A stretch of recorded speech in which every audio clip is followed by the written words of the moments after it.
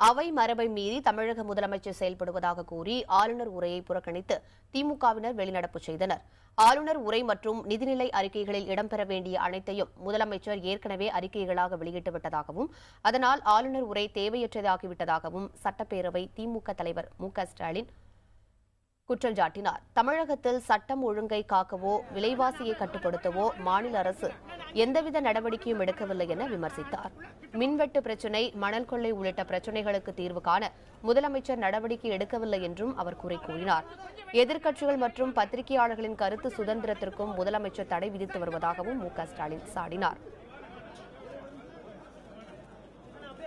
பேரவை கூடுகின்ற தேதி அறிவித்த பிறகும் அவையின் மரபுகளுக்கு மாறாக முதல்வர் அறிவிப்புகளை தொடர்ந்து செய்து கொண்டிருக்கிறார்.